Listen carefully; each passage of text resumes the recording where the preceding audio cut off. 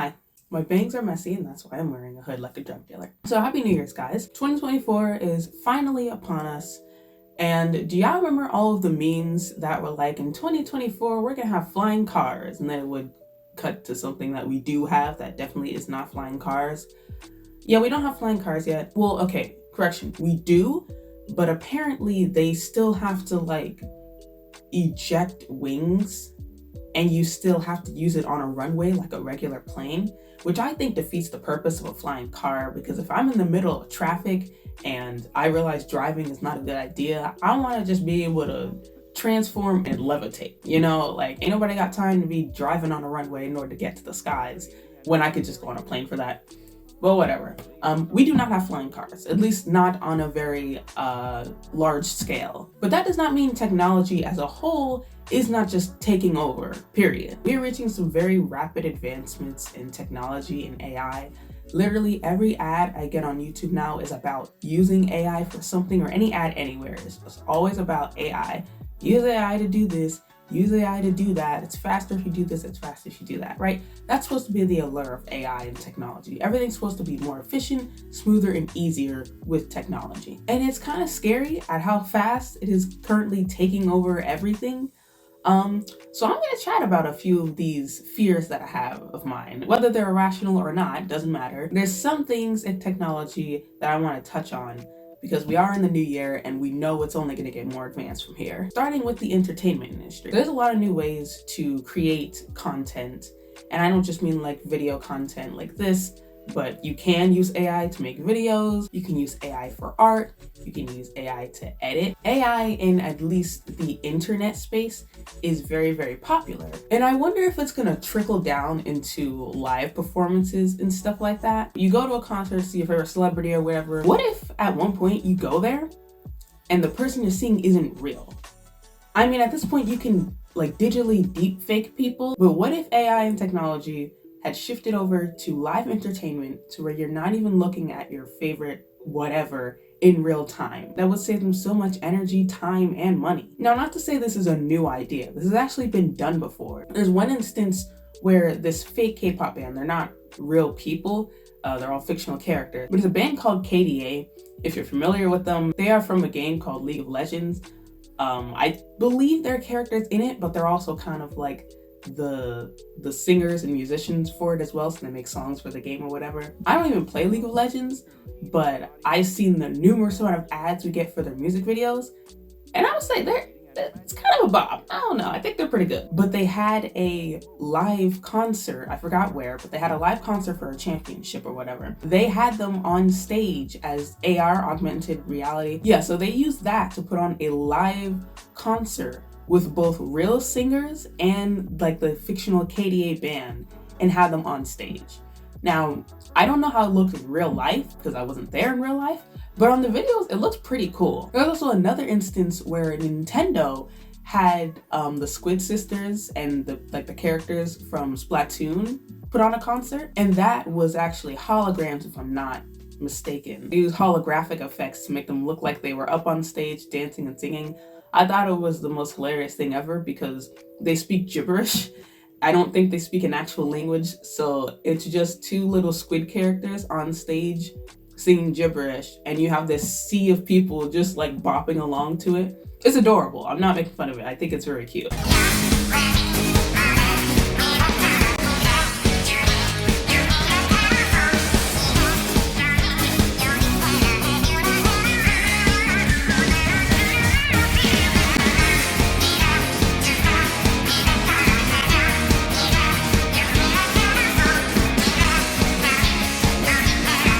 What I'm saying is it's been done before, but it is not very widely used. To save things like the energy of the performers and the celebrities, because going on constant tours and doing performance after performance takes a lot of time and energy. I mean, not that they have a problem absolutely killing their performers. So that you could go all into the music industry and just that industry and see how much they overwork their celebrities. But if at any point they wanted to just make them holograms or augmented reality and so good that no one would notice. I mean, kind of far-fetched with where we're at right now, but it could become a reality. Also in the entertainment space is AI art, which I mentioned before. So AI art has been very controversial in today's age for several reasons, and I think a lot of the reasons are legitimate. It's not just people being mad at technology. So AI art, from my understanding at least, and if I'm wrong about this, my bad, please feel free to correct me, but from my understanding, what I've seen, AI art, or when AI is able to create art, it basically is scanning and taking art styles from other people, observing them, watching them, and then mimicking them, using that art style to create their own art. Now, in hindsight, that doesn't seem like a problem because that's just what regular people do, right? The saying is there's nothing new under the face of the sun or something like that. I believe that to be very true. I mean, out of all the ideas that you have, it's difficult to say that they are purely original because somebody's probably had that thought before. So with art, a lot of art is taken from other art, and that goes with any type of art, not just media or like paintings or something like that. So it's natural for artists to look at something and be inspired by it and then make their own art. The problem is AI is not human, so therefore it does not have a personality. And that's what a lot of people are arguing is unethical, because it's really just a robot scanning and taking the art style of actual unique artists, copying and pasting that. They can't put their own input to it or their own flavors to it because they're a robot. They don't have flavors, okay? And if you put that in the perspective of a human, right? So if a human sat and studied like this one artist, the way that they drew, copied it and did it the way they did it, just like that, without actually changing it or making it unique to them, that would be weird. People would be like, okay, you're just being a copycat. And sure, it's cool to take inspiration from people, but you don't want to just flat out copy them. So if a human did that, it would be weird. But I guess because it's AI, it's a little bit more difficult to feel like they're doing something wrong, but they're not alive. So you really got to get mad at the creators. So yeah, you can't really get upset about like technology and robots and AI on its own for copying artists, because that's people who created it who are doing that. But it is becoming popular in the creative space. Although people can kind of pick out when AI creates art, there might be a time where it's so good you can't tell. And it could very well ease its way into the entertainment industry. And I feel like a lot of people are like, there's no way. Like, no one wants to see art that AI made. No one wants to go to a concert to a person who isn't real or something like that. But people are already doing it on the internet. Quebblecop, for example. I know absolutely nothing about this guy. I only know him from Moist Critical or Penguin Z0, Charlie, whatever you want to call the man. You know, the guy that everyone turned to a meme with him like throwing his hands up in joy, and that guy. I only found out because he started making videos about him and how he is making his videos completely AI. Even him in the video is AI, which you notice after a while. But when I first glanced at it, I couldn't tell, and maybe that's just me being stupid, but it was actually pretty good, at least for like first glance. When you watch it, obviously, you notice something's off. So the person that's in the video is completely AI. Everything about that video was AI generated. And things like VTubers exist where you're not actually in there, you just have like this virtual animation character of yourself. It's normally used for, I think, for gameplay and stuff like that. There are still people voicing over, I believe, but on the screen you're just seeing a virtual character. The point is, it's happening. Like, it's already happening. I don't know if the videos are doing well per se, but that's now, like I said. That doesn't mean in the future it won't become more popular, especially with AI and the craze of everything's supposed to be way easier and faster with less effort. People are lazy. Of course, they're gonna want to make content without actually having to put in the effort to make the content. I absolutely see a future where a lot of YouTubers will just completely convert to being an animated character, which takes the fun out of doing YouTube and just content creation in the first place, at least to me. But, you know. And speaking of taking careers, that's another one of the biggest questions of AI and technology, right? That AI is going to come for people's jobs. Well, funny enough, I have this, what is this called? Book? Magazine? Article? Whatever this is. AI is reshaping all of our professions. Is your job at risk? So let's go to a page I found very intriguing and also helpful. It might answer all of your burning questions about whether or not you're gonna be homeless to Sunny the robot. Is AI coming from your job?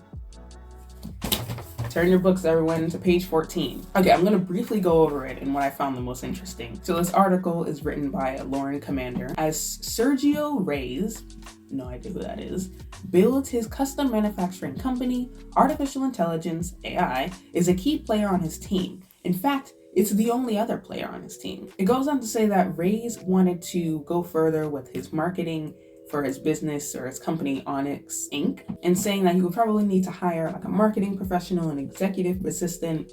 He didn't really want to do all that, but now he's saying with AI, I don't need anybody. Screw marketing professionals, go away. He says, I can take 3 minutes out of my day to create marketing content with AI for the next month, and I can use AI for analytics to see which graphics I should invest more money in. This saves me a lot of money. Later on, it says, from a quote from a professor whose name I am not going to try to pronounce because I will disgrace him. So I'm just gonna put it up on screen. You'll see it there, and that's gonna be that. Hi, Future K here.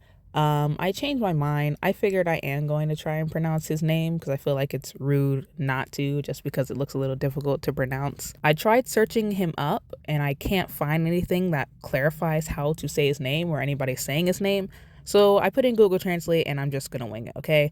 So this professor, and his name, I believe, I'm sorry if I butcher this, Puyan Ishmael Zadeh? Question mark? And that's professor who's saying these things. So just wanted to do that real quick.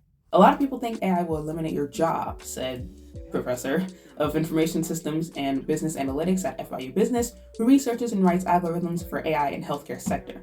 It won't. You will lose your job if you can't use AI effectively. You will lose it to people who use AI well. AI is not a threat, it is an opportunity. I feel like this paragraph is a little contradictory, right? Because Mr. Sergio Reyes was just talking about how he might have to hire a marketing professional and even an executive assistant to understand how to go over a marketing marketing and pricing strategy and how to view analytics and interpret them for future sales or whatever. But then he said, no, never mind, I don't need you anymore because I have AI. So didn't that kind of just kick the bucket for like all marketers and stuff like that? It kind of did just take the job for marketers and executive assistants, at least for this guy, because they don't need them if AI can do it for them and it saves them time and money. But I definitely can, and I guess it's already happening, but it definitely can integrate into something that is really helpful to use. But I feel like more on the business side of things, like the analytics, business, content creation side of business. It might only benefit people who have businesses. What about just regular people who work at, I don't know, McDonald's? Not to say that I guess business owners aren't regular people, but it's a very common job of fast food or whatever. I mean, there are already robots taking over waiters' jobs. What about people like that who work at McDonald's or work at another fast food chain and is being kicked out by a robot? So it's another very interesting paragraph here that I guess explains what I'm trying to say. But importantly, AI can generate its own language. Computers are trained and controlled by humans. AI can make our lives easier, but anyone who writes the algorithm know that our algorithms are making a lot of mistakes and AI doesn't have the ability to take over. I'm not sure we will ever get there. Tabling the notions of what happens if we do get there, she said, AI now depends on people with skills to both run and use it. AI can't properly store and secure the vast data it uses, so human oversight is one job avenue. But that would imply that every fast food worker would have to understand and learn the complicated aspects of AI and technology. So basically, every person who gets kicked from their job is like, learn how to use AI or you're doomed. And I feel like that defeats the purpose of trying to get a very straightforward and simple job, like working in a fast food restaurant chain, which is not to water down what they do. I think fast food workers are the most disrespected people in the workforce, and I know that their jobs are always dumped on, but they do a lot for the amount that they get paid and they tolerate a lot for what they do. I'm not trying to play them in any way. I think their work is some of the most difficult, but overall the job is very simple to get. Like a lot of restaurants are always hiring for new employees to overwork. So you're telling me that everybody who just wants this simple job now has to study technology and AI so that the day they are taken over by robots, they can run the robots. And another note, I feel like it's just not gonna be, like, how many people do you need in order to fix enough robots, you know? Like, are you gonna need that many employees in order to fix technology and AI when supposedly it's supposed to be a lot faster, easier, and efficient? Like, how frequently are they going to shut down, I guess, is my question. But I guess that's kind of a dumb question, because if we're thinking about things like cars always break down. That's why you have so many mechanics that exist. But I don't know. I just feel like everyone having to learn how to fix a robot becoming their new job is kind of like, it just doesn't seem practical, I guess is what I'm trying to say. These are for like small jobs. In bigger jobs and bigger companies, I doubt AI is really going to take over. Like it was saying, I mean, the people who are talking were business owners. So they're using it for analytics and for projection of sales and stuff like that. That makes sense to use technology and AI to that advantage. But again, these are like big corporate people. That makes sense. For a little guy just working at KFC, I don't see why they would need to understand the complexities of AI, especially if they're cool with working there. You know, they don't have any plans to go to corporate. So I guess really it's like, if you're in big businesses, you're probably fine. I don't think AI is going to take your job. If you're a lawyer, you're good. Business owner, CEO, you're good. Doctor, you're good. Actually, no. You doctors are in trouble. I seen a billboard and I never took a picture of it. Every time I looked at it and seen it, I was like, I gotta take a picture, and I keep forgetting. I forget what highway it's on, but if I see it again, I will take a picture, or I can find it online. There was a billboard that says something like, let a robot do like your heart surgery or something like that. Like that. I don't know if that's legitimate. Maybe they're just promoting it and it's not a thing yet. I don't know if I want to trust a hunk of metal to take my heart out. I just don't know. Like, I understand the concept that they are supposed to be more precise. If at any point it just wants to start malfunctioning, that's it for me. Yeah, doctors, watch out. They may be coming for you. Not fully sure though. Now, all jokes aside, then this book, I think, I'm not joking on this book. I think that it's, Florida International University Business. That makes sense. That's why they're all business owners and stuff. Okay, I get that now. It does give you a lot of good information. I definitely think it does. And they're basically just trying to make us as humans accept change, because technology is becoming the future and there's nothing we can do about it. So instead of dwelling on how you don't like it or you don't like the way it operates, learn to adapt. And I like that philosophy for everything, really. I think it's really important to not get caught up in how things were, and just to progress with times when necessary, of course. And this is one of the times where they are necessary, because it is going to take over. Now, whether for better or for worse, I guess that's kind of a double-edged sword and also up for debate, because I feel like it's gonna do both definitely, but there's always some downsides and consequences to everything. So will it take over all jobs? Not recently, and I don't think to that degree where literally there's just going to be robots in factories doing all of the work. Although in some factories that is it, like they have machines doing it. But I don't think it's going to get that far, because just like they were saying in the book, people have to run the machines. The machines shut down, the machines malfunction. So people are still going to be behind the scenes trying to fix the robots. But I think it's just sad, because a lot of the work and the crafts that humans do are going to be taken by AI and robots. And instead, we're just going to be monitoring them doing the work when I want to do the work. I can never see the day where I would want to use an AI or a virtual thing character to represent me on YouTube, to be me on YouTube, basically. I like making videos. I like doing this. It is a hassle sometimes, but I enjoy doing it. I enjoy the editing process. I enjoy all of that. And of course, that's another thing too, where it's like, for personal decisions like that, not everybody is the craziest about technology and AI. So a lot of people won't choose to have it take over what they do. So there's definitely some variation. Everything is not going to be this, that, and that. There's always some gray area. While I may be trying to make it seem like AI is the worst thing in the world, and technology, like I don't like it, I do. I enjoy technology. I enjoy seeing the advancements. I enjoy seeing robotics and how far they're going to get. I do not enjoy the full humanoid robots that exist. Those are nightmare fuel. I would rather not have one of those walking around in my house. Can you imagine just sleeping and then waking up, seeing these glowing red eyes staring at you? But AI and technology is really cool. And the way it's advancing is also really cool. And I agree with what a lot of the professors were saying in this book. If you don't adapt, you're going to be left behind. So at least, to the very least, try to have an understanding of it. But I don't see it like completely taking over people's jobs and just taking over the world in the near future anyway. maybe like in 20, I don't know, maybe 40. That's a long way down the line. I don't even know how old I'm going to be. I'm not going to do the math. I can't do mental math. Maybe in 2040, we'll have flying cars. I don't think we're going to have flying cars anytime soon. I don't think robots are going to be walking around the town as soon. Not to that degree anyway. But it definitely is something to look forward to and to look out for the future and for the new year. Because again, I know there's going to be a bunch of technological advances that they have going on. And I'm interested. I'm excited to see what they come up with. That's all I wanted to talk about. Thank you for watching. Happy New Year once again. And let's hope this new year is a good one. Hope. Emphasis on that word. Okay, bye.